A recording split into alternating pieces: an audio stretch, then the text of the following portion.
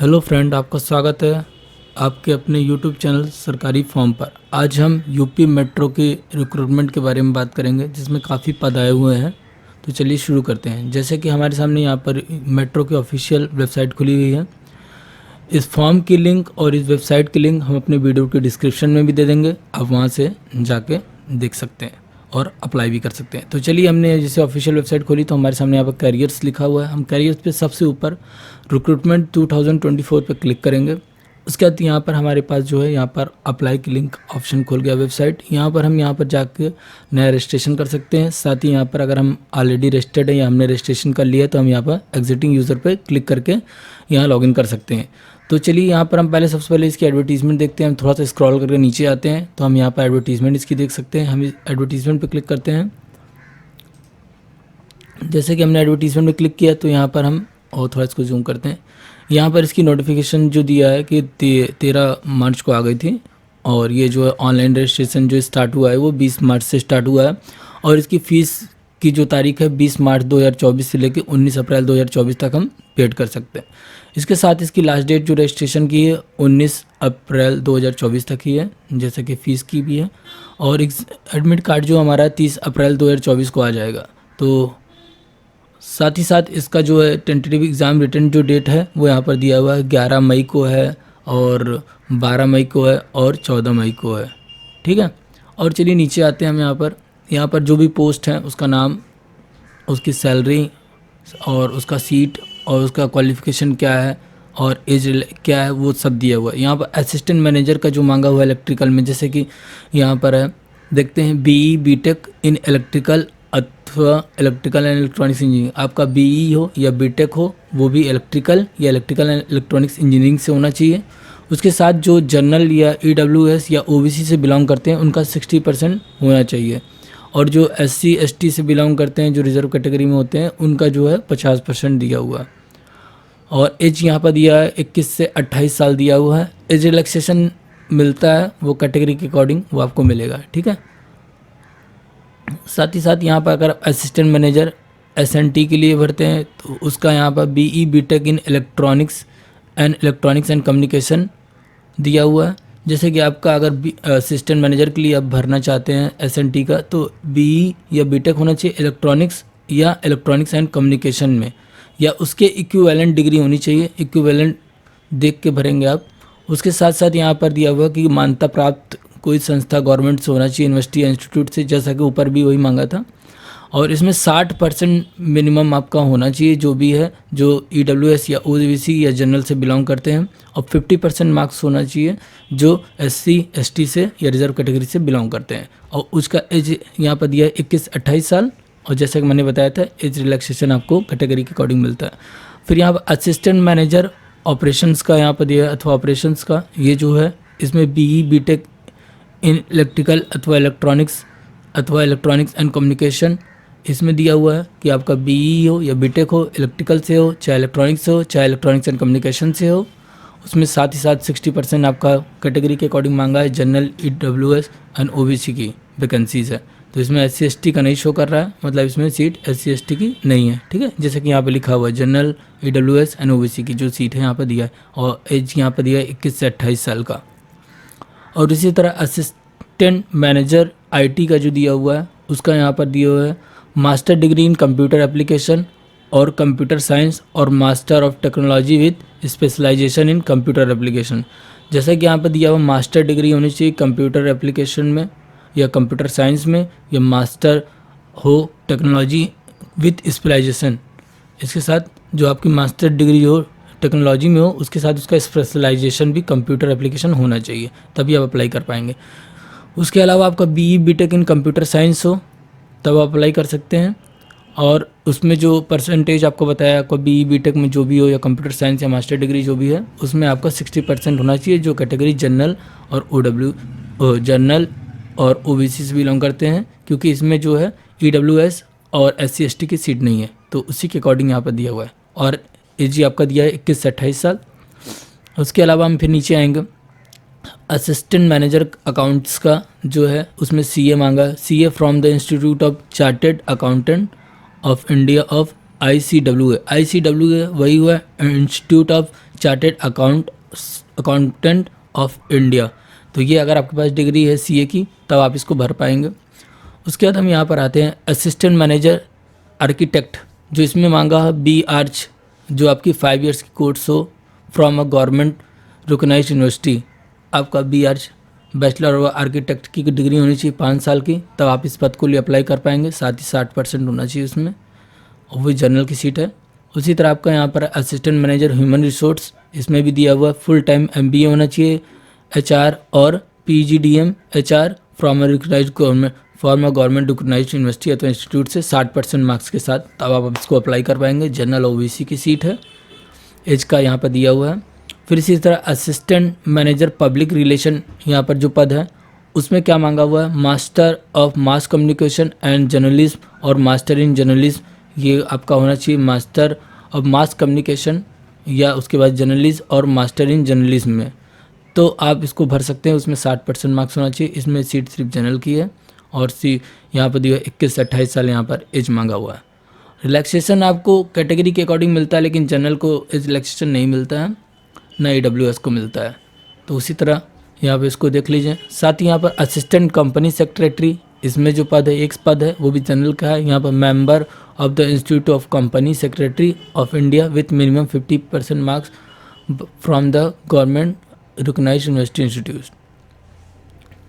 और यहाँ पर एज उसका दिया हुआ है। उसके नीचे हम आते हैं यहाँ पर नॉन एग्जीक्यूटिव। अभी इसके पहले जो भी हम पद यहाँ पर देख रहे थे ये सब एग्जीक्यूटिव पद थे, एग्जीक्यूटिव कैटेगरी के पद थे।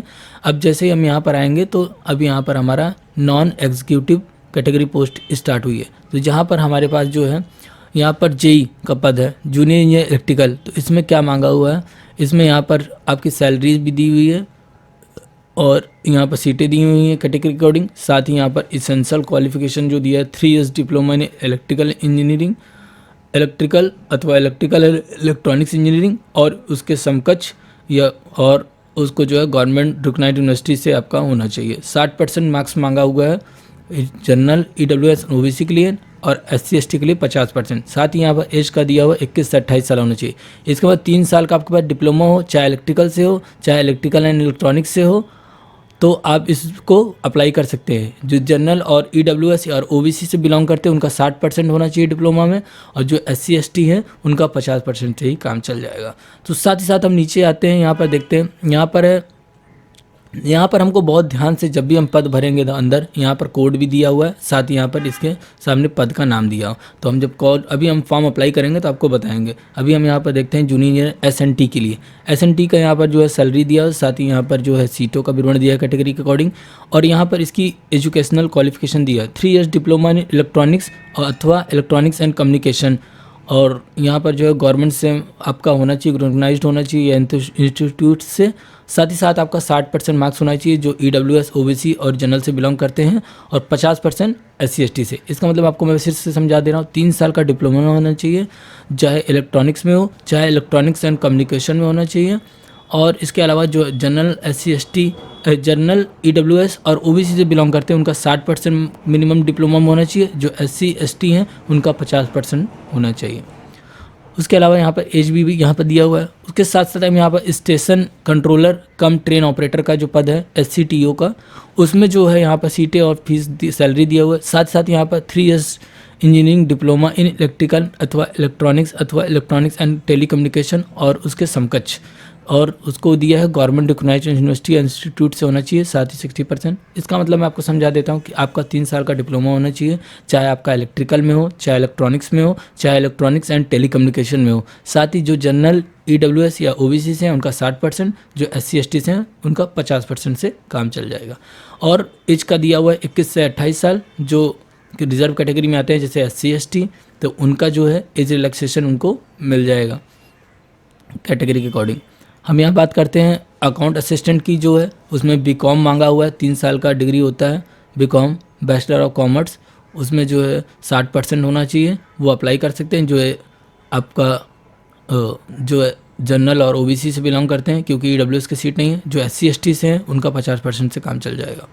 साथ ही हम यहाँ पर आते हैं ऑफिस असिस्टेंट ह्यूमन रिसोर्स की बात करते हैं, तो यहाँ पर 3 साल अथवा 4 साल की जो ग्रेजुएशन की डिग्री होनी चाहिए, उससे काम चल जाएगा। इसमें दिया हुआ है कि 3 अथवा 4 से डिग्री एनी डिसिप्लिन में, चाहे आपका बीटेक हो तो भी आप भर सकते हैं किसी भी स्ट्रीम से, चाहे आपका ग्रेजुएशन हो चाहे बीए, तो आप इसको अप्लाई कर सकते हैं। 60% होना चाहिए जैसे कि कैटेगरी में इसमें दिया हुआ है, क्योंकि यहाँ SC ST का पद नहीं है, तो यहाँ पर जनरल और OBC की सीट है, तो इसमें जनरल OBC जो भरेंगे उनका 60% होना चाहिए। अगर कोई अदर कैटेगरी वाला बंदा भरना चाहता है जो SC है या ST है तो वो भी अप्लाई कर सकता है, मगर उसको जनरल में फॉर्म अप्लाई करना होगा और साथ ही साथ उसका जो है 60% ग्रेजुएशन में होना चाहिए, तभी वो अप्लाई कर पाएगा। तो उसके बाद हम नीचे और आते हैं, यहाँ पर पब्लिक रिलेशन असिस्टेंट की बात करते हैं। तो यहाँ पर bachelor degree in mass communication and journalism और journalism from a government recognised university institute. इसमें क्या है, बैचलर डिग्री हमारी जो है मास कम्युनिकेशन में होनी चाहिए या जर्नलिज्म में होनी चाहिए, मास कम्युनिकेशन एंड जर्नलिज्म में होना चाहिए, या बैचलर डिग्री इन जर्नलिज्म में होना चाहिए। और उसके अलावा 60% होना चाहिए हमारा जो है, जो जनरल या OBC या EWS से बिलोंग करते हैं, जो SC ST से बिलोंग करते हैं उनका 50% होना चाहिए। उसमें एज यहाँ पर दिया हुआ है, एज रिलैक्सेशन मैंने बता दिया है, कैटेगरी के अकॉर्डिंग मिलता है, वो आपको मिलेगा। और यहाँ पर जैसे कि यहाँ पर ITI वालों के लिए भी अच्छी बात है, क्योंकि यहाँ पर ITI के लिए भी सीट है। तो यहाँ पर जो है मेंटेनर इलेक्ट्रिकल का भी सीट है और मेंटेनर SNT का भी है। तो मेंटेनर इलेक्ट्रिकल की हम बात करते हैं तो यहाँ पर जो है सैलरी ये दिया हुआ है, इसकी सीटें दी हुई हैं।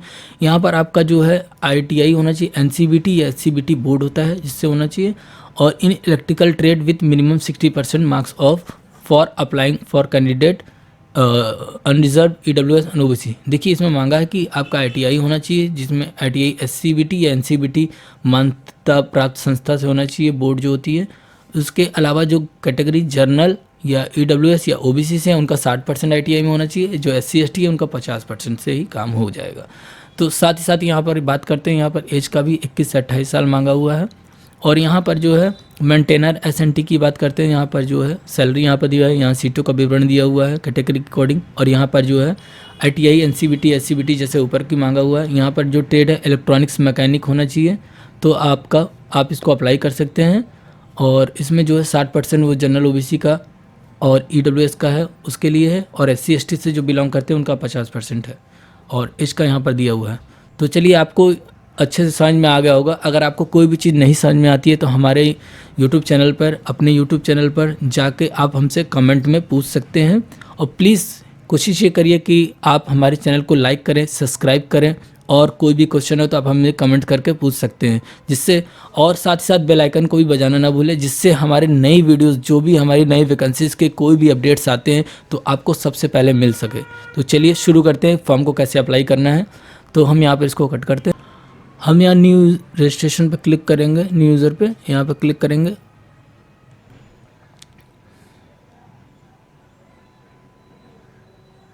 उसके बाद इसको हम क्लोज़ करेंगे और हम यहाँ नीचे आएंगे तो हमसे यहाँ पर कैंडिडेट नेम पूछा हुआ है, हम यहाँ पर कैंडिडेट नेम डालेंगे। उसके बाद यहाँ पर हमको मोबाइल नंबर डालना है अपना, और यहाँ पर सेम मोबाइल नंबर कन्फर्म में डालना है। उसके बाद यहाँ पर हमको अपना ईमेल डालना है और सेम यहाँ पर कन्फर्म ईमेल पर ईमेल डालना है। और उसके बाद हम यहाँ पर जनरेट OTP पर क्लिक करेंगे। उसके बाद हम यहाँ पर कैप्चा कोड डालेंगे और यहाँ पर सबमिट पर क्लिक करेंगे। उसके बाद यहाँ पर हम ओके करेंगे। देखिए हम यहाँ पर एंटर OTP डालेंगे, हमारे यहाँ पर टेक्स्ट पर OTP आ गई है। OTP कभी कभी टेक्स्ट पे नहीं आएगी तो आप मेल से आप OTP लेकर आप यहाँ पर एंटर कर सकते हैं। यहाँ पर वैलिड OTP पर क्लिक करेंगे और उसके बाद यहाँ पर ओके करेंगे। उसके बाद हम यहाँ पर डिक्लेरेशन पे आएंगे, यहाँ पर टिक लगाएंगे और यहाँ पर कैप्चा कोड पे कैप्चा डालेंगे एंड यहाँ पर रीवेरीफाई पर क्लिक करेंगे। और उसके बाद यहाँ पर हम आएंगे, हमारे यहाँ पर नाम, मोबाइल नंबर और ईमेल आईडी खुल के आ रही है, सब कुछ सही है तो हम यहाँ पर टिक लगाएंगे सही पे। फिर उसके बाद फिर सबमिट पर क्लिक करेंगे एंड ओके पे क्लिक करेंगे। उसके बाद हम इसको क्लोज़ करेंगे और जैसे कि हमारा रजिस्ट्रेशन हो गया है, एप्लीकेशन नंबर यहाँ पर मिल गया है, हम यहाँ पर गो टू एप्लीकेशन पर क्लिक करेंगे। उसके बाद इसको भी क्लोज़ करेंगे और नीचे स्क्रॉल करके आएंगे। अब यहाँ पर हमसे पूछेगा नेचर ऑफ पोस्ट, जैसे कि यहाँ पर हमने नोटिफिकेशन बताया था कि 2 तरह का पोस्ट इसमें दिया हुआ है, एग्जीक्यूटिव और नॉन एग्जीक्यूटिव। आप जो भी पद के लिए अप्लाई करना चाहते हैं आप यहाँ पर सेलेक्ट करेंगे। अगर आप एग्जीक्यूटिव के लिए पद सेलेक्ट करेंगे तो यहाँ पर एग्जीक्यूटिव से रिलेटेड जितनी भी पोस्ट है वो खुलेंगे, आप यहाँ अप्लाई कर सकते हैं। और अगर आप नॉन एग्जीक्यूटिव के लिए अप्लाई करना चाहते हैं तो यहाँ नॉन एग्जीक्यूटिव करेंगे तो नॉन एग्जीक्यूटिव से रिलेटेड पद खुल जाएंगे। हम यहाँ पर चलिए एग्जाम्पल तो यहाँ पर ट्रेड ले लेते हैं हम इलेक्ट्रिकल के लिए। क्वालिफिकेशन क्या मांगा, मैंने इसके पहले आपको इसी में ही जो है वीडियोस था, इस वीडियो में पहले मैंने आपको बता दिया है, आप जाके वहाँ से देख सकते हैं। तो यहाँ पर चलिए आर यू उत्तर प्रदेश आपका मेट्रो RCL का रेगुलर एम्प्लॉई है उत्तर प्रदेश मेट्रो के, तो आप अगर हैं तो आपको यहाँ पर यस करना है, अदरवाइज़ यहाँ पर नॉर्मल सा नो करेंगे। यहाँ पर अगर आप यूपी के निवासी हैं तो आपको यस करना है, अगर यूपी के निवासी नहीं है तो आपको नो करना है। अगर नो करते हैं तो आपको जनरल में भेज दिया जाए, अगर आप यूपी के निवासी हैं तो आपको नॉर्मल से यस करेंगे। तो आप यहाँ पर कैटेगरी सेलेक्ट करेंगे, आप जो भी कैटेगरी से बिलोंग करते हैं आपको यहाँ पर सेलेक्ट कर लेना है, ठीक है। उसके बाद हम यहाँ पर आएंगे हॉरिजेंटल रिजर्वेशन, ये आपको छूट का दावा के लिए, अगर आपको छूट लेना चाहते हैं तो आपको यस करेंगे। यहाँ पर किस तरह की छूट का दावा करते हैं, डिपेंडेंट फ्रीडम फाइटर DFF या XM, ये आपका एक्स सर्विसमैन के लिए है, अगर आपको इसमें से है तो यस करेंगे, अदरवाइज़ यहाँ पर रिजर्वेशन पर नो करेंगे। और यहाँ पर आपको अपना जेंडर सेलेक्ट करना है, यहाँ पर आपको अपनी डेट ऑफ बर्थ डालना है और उसके बाद नॉर्मल से सेव एंड नेक्स्ट पर क्लिक करना है। उसके बाद यहाँ पर ओके करेंगे। यहाँ पर आपको अपना जो भी पहले हमने नाम भरा था कैंडिडेट, यहाँ पर आपको मैरिटल स्टेटस बताना है, आपकी शादी हो गई है या नहीं, अगर मैरिड है तो यस करिए, नहीं तो यहाँ पर अनमैरिड करिए। फिर उसके बाद यहाँ पर आपको जो है फादर नेम डालना है, यहाँ पर आपको मदर नेम डालना है, यहाँ पर आपको नेशनलिटी सेलेक्ट करनी है, जैसे कि यहाँ पर हमने सेलेक्ट कर लिया। उसके बाद यहाँ पर अल्टरनेट, इसके अलावा अगर आपके पास कोई नंबर है और इसके अलावा कोई ईमेल आईडी है तो यहाँ पर डालेंगे, अगर इसके अलावा कोई नंबर है तो आपको यहाँ में एंटर करना है। उसके बाद सेव एंड नेक्स्ट पर क्लिक करेंगे। अगर आपके पास alternate mobile number email ID नहीं है तो कोई बात नहीं, वो इंपॉर्टेंट नहीं है, जो भी फील्ड इंपॉर्टेंट है उसके आगे रेड स्टार बने हुए हैं, ठीक है। हम यहाँ पर सेव एंड नेक्स्ट पर क्लिक करेंगे, उसके बाद यहाँ ओके करेंगे और यहाँ पर आपको अपना एड्रेस डालना है, जो भी आपका एड्रेस है। फर्स्ट लाइन में गांव का नाम है तो विलेज करके पोस्ट गांव, फिर यहाँ पर पोस्ट, यहाँ पर आपको कंट्री सेलेक्ट करना है, यहाँ पर आपको अपना स्टेट सेलेक्ट करना है, जो भी स्टेट से आप बिलोंग करते हैं।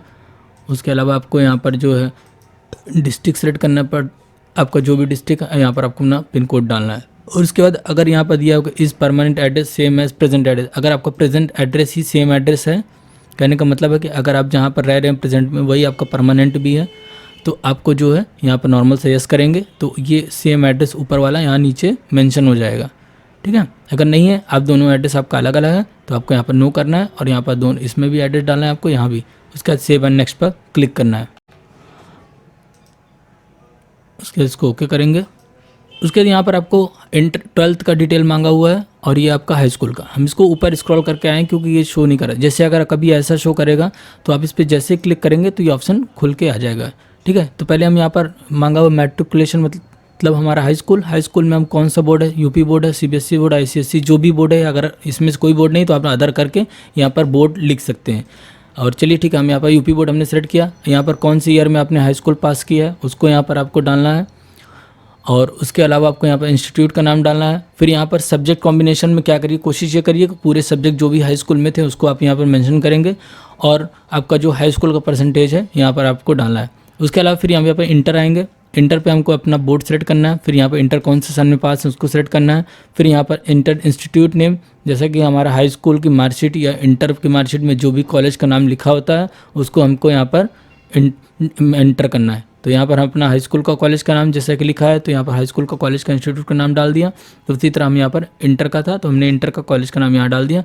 उसके बाद यहाँ पर सब्जेक्ट कॉम्बिनेशन जो भी है, कॉम्बिनेशन में हमको सब्जेक्ट कॉम्बिनेशन नहीं लिखना है, हम कोशिश ये करेंगे हमारा इंटर में जितना भी सब्जेक्ट है हम पूरा यहाँ पर इंटर करेंगे। और उसके बाद यहाँ पर इंटर का परसेंटेज यहाँ पर डालेंगे। अगर सब्जेक्ट पूरा आपका नहीं हटता है तो आप यहाँ पर शॉर्ट में भी लिख सकते हैं, ठीक है। फिर यहाँ पर जैसे आएगा डिग्री या डिप्लोमा जो भी आपका है, यहाँ पर जैसे यहाँ मांगा 3 इयर्स डिप्लोमा और उसके समकक्ष मांगा हुआ तो हम यहाँ पर सेलेक्ट करेंगे। हमारा जो ट्रेड था वो अपने आप यहाँ स्पेशलाइजेशन आएगा। हमारा स्पेशलाइजेशन इलेक्ट्रिकल इंजीनियरिंग है, इलेक्ट्रिकल एंड इलेक्ट्रॉनिक्स इंजीनियरिंग है या उसके इक्विवेलेंट कोई डिग्री है तो हम यहाँ पर सेलेक्ट करेंगे। हमारा इलेक्ट्रिकल है तो हमने यहाँ पर इलेक्ट्रिकल सेलेक्ट किया। ईयर ऑफ पासिंग, हमारा डिप्लोमा कौन सी ईयर में पास है उसको सेट करेंगे। और यहाँ पर डिप्लोमा हमने कहाँ से किया, इंस्टीट्यूट का नाम यहाँ पर एंटर करेंगे। और उसके अलावा यहाँ पर हमको परसेंटेज डालना है डिप्लोमा का, हमारा डिप्लोमा में टोटल परसेंटेज क्या है, ठीक है। उसके बाद हम यहाँ पर सेव एंड नेक्स्ट पर क्लिक करेंगे। उसके बाद ओके करेंगे और हम थोड़ा ऊपर आएंगे तो यहाँ पर हमसे सेंटर पूछा हुआ है। एग्ज़ाम सेंटर आप कहाँ लेना चाहते हैं आपको यहाँ पर सेलेक्ट करना है। 3 सेंटर आपको सेलेक्ट करने होंगे। पहला ले लिया, फिर यहाँ पर दूसरा आपको एग्ज़ाम सेंटर लेना है और यहाँ पर आपको तीसरा एग्ज़ाम सेंटर लेना है। उसके बाद हम यहाँ नीचे आएंगे, जैसे कि यहाँ पर आपसे 3 यहाँ पर फ़ोटो मांगी जो भी है, नॉट मोर देन 3 मंथ। आपकी एक ऐसी फ़ोटो होनी चाहिए जो कि 3 महीने के अंदर की होनी चाहिए, 3 महीने से ज़्यादा पुरानी नहीं होनी चाहिए। उसको यहाँ पर अपलोड करिए और कोशिश ये करिए जो फ़ोटो हो उसका बैकग्राउंड वाइट हो और कलर फोटोग्राफ हो। ऐसी फ़ोटो आप चाहे तो उस पर नाम और डेट ऑफ फ़ोटो जिस दिन खिंचाते हैं वो डेट भी डाल सकते हैं, ठीक है। आप कोशिश ये करिए कि नाम ना लिखें लेकिन डेट ऑफ फ़ोटो ज़रूर मेंशन करें जिसमें डेट जो है 3 महीने के अंदर की हो, उसको आप यहाँ पर अपलोड कर सकते हैं, ठीक है। यहाँ पर जैसे कि यहाँ पर दिया हो वाइट बैकग्राउंड यहाँ पर लिखा भी हुआ है, आप देख सकते हैं। फ़ोटो की साइज़ यहाँ पर मांगा है 50 से 80 KB के बीच में होनी चाहिए और फोटो फॉर्मेट जो JPG और JPEG के फॉर्मेट में होनी चाहिए, ठीक है। तो इसको हम क्लोज़ करते हैं। यहाँ पर आप ड्रॉप फाइल्स पे क्लिक करेंगे और यहाँ पर अपनी जो भी फ़ोटो होगी उसको यहाँ पर अपलोड कर देंगे। उसके बाद इसी तरह आपको सिग्नेचर अपलोड करनी है। सिग्नेचर कोशिश करिएगा कि बैकग्राउंड फ़ोटो कागज़ के जो सफ़ेद हो और फोटो और सिग्नेचर जो है ब्लैक या ब्लू इंक से ही रिटन हो, ठीक है। उसके अलावा यहाँ पर दिया 10 से 30 KB के अंदर सिग्नेचर की जो साइज़ हो वो होनी चाहिए। यहाँ पर ड्रॉप फाइल्स करके आप अपलोड कर सकते हैं। उसके बाद यहाँ पर एक डिक्लेरेशन मांगा हुआ है, handwritten declaration given below. ये नीचे आपको मेंशन किया राइट वाइट पेपर पे आपको लिखना है, वहाँ पर नाम और सिग्नेचर एंड डेट तीनों चीज़ आपको यहाँ मेंशन करनी है। तो आप एक सफ़ेद कागज़ पे इसको यहाँ से लेके आइसोलरी से लेके अगेंस्ट मी पर आप एक सादे कागज़ पे लिखेंगे। उसके बाद यहाँ पर आपको कैंडिडेट नेम लिखना है, यहाँ पर आपको सिग्नेचर करनी है और यहाँ पर आपको डेट डालनी है, ठीक है। उसको आपको करने के बाद उसको भी आपको इस पर अपलोड करना है। उसका KB जो 100 KB से लेके 1 MB के बीच में होना चाहिए। उसका फॉर्मेट यहाँ पर JPG या JPEG या JPG फॉर्मेट में होना चाहिए। आप PDF में इसको नहीं अपलोड करना है, ठीक है, मैं आपको बता दे रहा हूँ। उसके बाद अपलोड करने के बाद यहाँ पर आप नीचे आएंगे, यहाँ पर आप डिक्लेरेशन पे मैंने टिक लगा दिया है, यहाँ पर आपको टिक लगाना है। उसके बाद यहाँ पर एक कैप्चा कोड जो है इसको आपको मैं एंटर करना है। उसके बाद आपको पूरा फॉर्म चेक करना है, तो आप इसको प्रीव्यू कर देंगे तो आपको पूरा फॉर्म खुल के आ जाएगा। आप पूरा एक बार रीड कर लीजिए, सब कुछ सही है तो आप यहाँ पर सबमिट पर क्लिक कर देंगे, ठीक है। एक चीज़ आपको ध्यान में रखना है, फ़ोटो सिग्नेचर और हैंड डिक्लेरेशन अपलोड करने के बाद आपको एक बार व्यू पे ज़रूर क्लिक करना है। इसका मतलब आपने फ़ोटो देखी है और सही है, तब उसके बाद ही आप यहाँ पर सबमिट पर क्लिक कर पाएंगे, ठीक है।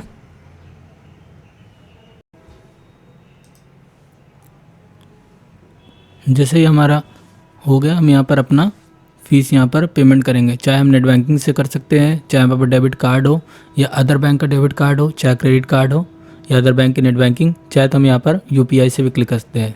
यहाँ पर हम UPI पे क्लिक करते हैं। उसके बाद हम यहाँ पर नीचे QR पे टिक लगाएंगे। उसके बाद आपका जो QR आएगा आप अपने QR को पेमेंट करेंगे। QR का पेमेंट जैसे आपका जो भी फॉर्म होगा, पद होगा, जो भी पोस्ट भरेंगे उसके अकॉर्डिंग, कैटेगरी के अकॉर्डिंग यहाँ पर फीस खुलेगी।